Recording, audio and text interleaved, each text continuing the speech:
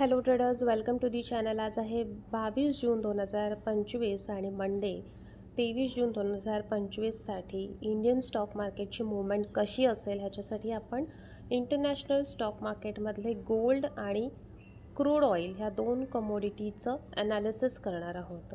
Let's start with gold analysis.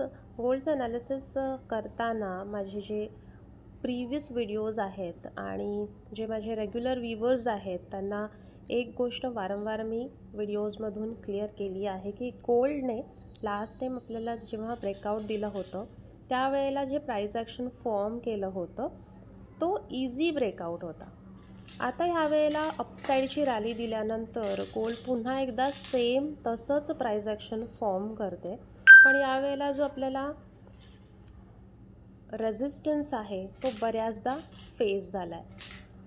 Stock मार्केटचं analysis किंवा prediction करताना जेव्हा आपण प्राइस ॲक्शन स्टडी करतो तेव्हा असं म्हटलं जातं कुठलाही रेझिस्टन्स किंवा कुठलाही सपोर्ट जेव्हा तो बऱ्याचदा टेस्ट होतो तेव्हा तो वीक होतो आणि असा वीक झालेला सपोर्ट किंवा रेझिस्टन्स हो इझिली ब्रेक होतो. पण ते तसं होण्यासाठी आपल्याला बाकी कंडिशनही फुलफिल झाल्या पाहिजेत. आता इथे अपसाईडची रॅली किंवा ब्रेकआउट मिळण्यासाठी कुठल्या कंडिशन्स आहेत? ॲज वी ऑल नो की इस्रायल आणि इराणमध्ये युद्ध सुरू होतं, पण आता ह्याच्यामध्ये अमेरिकाही उतरली आहे आणि अमेरिकेने स्ट्रेट अवे इस्रायलचा पाठिंबा दिला आणि आता इराण जो आहे तो एकटा पडला आहे. आणि इराण हा क्रूड ऑइलचं रिझर्वायर होतं फॉर ग्लोबल कंट्रीजसाठी. त्यामुळे इराणकडून आता जो क्रूड ऑइल चा डिमांड होता किंवा सप्लाय होता तो आता डाऊन साईड जाऊ शकतो आणि ऑइलचा जो डिमांड होता तो अपसाईड जाऊ शकतो. त्यामुळे होणार आहे काय, क्रूड ऑइलची प्राईस वाढणार आहे. असे जेव्हा ग्लोबली सेंटिमेंट जे आहेत ते निगेटिव्ह होऊन जातात तेव्हा स्टॉक मार्केटमध्ये मोस्टली आपल्याला डाऊन साईडची रॅली बघायला मिळते. आणि स्टॉक मार्केटची डाऊन साईडची रॅली ही गोल्डमध्ये अपसाईडची रॅलीला रेसिप्रोकेट करते किंवा स्टॉक मार्केट आणि गोल्ड किंवा ऑइल हे एकमेकांबरोबर इन्व्हर्सली प्रोपोर्शनेट असतात. हा जो प्राइस ॲक्शन फॉर्म झाला आहे तो अजून एकदा थोडंसं नीट आणि कीनली आपण ऑब्झर्व केलं तर ह्याच प्राइस ॲक्शनमध्ये आपल्याला अजून एक प्राइस ॲक्शन पण लपलेला दिसून येतो आहे आणि ते म्हणजे हे जे लोज आहेत प्रत्येक वेळेला गोल्डच्या ग्राफने फॉर्म केलेले ते हायर साईडला जात आहेत. ह्याला हायर लोज असं म्हणतात प्राइस ॲक्शनच्या लँग्वेजमध्ये. विथ दॅट तो जो सपोर्ट आहे त्याच्यावर गोल्डने आता एक हॅमर कॅन्डल फॉर्म केली आहे जो की खूप छान असा सपोर्ट आपण बघायला आपल्याला मिळू शकतो. उद्या जर मार्केट ओपन झाल्यानंतर आपल्याला गोल्डने अपसाईडची रॅली दिली आणि पुन्हा ते 3435ला स्टक झालं तर मात्र again it will be the dicey situation की पुढे आपल्याला रॅली कशी मिळेल. गोल्डची अपसाईडची रॅली मिळण्यासाठी we have only one option left की गोल्डने ह्याच्यापूर्वी हा जो रेझिस्टन्स टेस्ट केला आहे तो ब्रेक करणं आवश्यक आहे आणि with only that gold will give us अपसाईडची rally. Let's check crude oil commodity so that we can able to correlate crude ऑइलची कमोडिटी विथ इंडियन स्टॉक मार्केटची movement on Monday that is 23 June 2025. Crude ऑइलचा हा जो graph आहे तो one day time फ्रेमवर जेव्हा आपण ऑब्झर्व करतो आहोत तर एका रेझिस्टन्सवरून crude oil fell down almost 80वरून it fell down up to 55 आणि त्यानंतर inverted flag and pole pattern चॅनलमध्ये तो स्टक होता with continuously trying to break the channel from the upper side. आता ब्रेकआउट मिळाल्यानंतर आपल्याला इनफ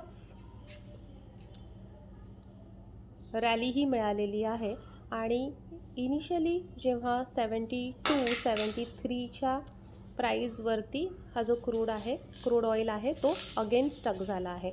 खरं तर ह्याचं जे टार्गेट आहे ते 80 आहे. टार्गेट म्हणण्यापेक्षा जेव्हा क्रूड ऑइल अपसाईडची रॅली देईल जितकं मार्केट सेंटिमेंट्स निगेटिव्ह होईल तितकी आपल्याला क्रूड ऑइलची प्राईस जी आहे ती वाढलेली दिसत जाईल. So with the upside rally of crude oil we must conclude ki there will be inversely the stock market will respond the gold and crude oil rise price with the downfall. आणि हे आपण Nifty किंवा bank निफ्टीमध्ये कसं correlate करू शकतो, किंवा आपल्याला नेमकं निफ्टी बँक निफ्टीचे जे सपोर्ट आणि रेजिस्टन्सेस आहेत ते कसे ॲनालाइज आणि प्रेडिक्शनला वापरू आपण शकतो किंवा वापरता येतील. तर निफ्टीचा ग्राफ जर आपण 1 डेच्या टाईम फ्रेमवर बघितला तर छान असा head and shoulder pattern form झालेला आहे आणि एका रेझिस्टन्सवरती स्टक झाला आहे. हा रेझिस्टन्स जोपर्यंत अपसाईड ब्रेक होत नाही किंवा इथे एक डोजी कॅन्डल फॉर्म होते किंवा उद्या आपल्याला डाऊन साईडची रॅली मिळते तर अगेन निफ्टी आपल्याला डाऊन साईडची रॅली देऊ शकते.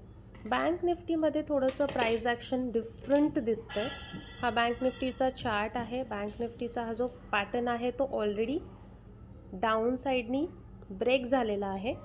फ्रायडेच्या दिवशी आपल्याला बँक निफ्टी आणि निफ्टीमध्ये पॉझिटिव्ह किंवा बुलिशनेस दिसून आला, बट स्टील दोन्ही इंडेक्स जे आहेत ते आपल्याला अपसाईडची रॅली देतील ह्या आशे किंवा तो जो रेझिस्टन्स होता त्याच्या खालीच क्लोजर मिळालेला आहे.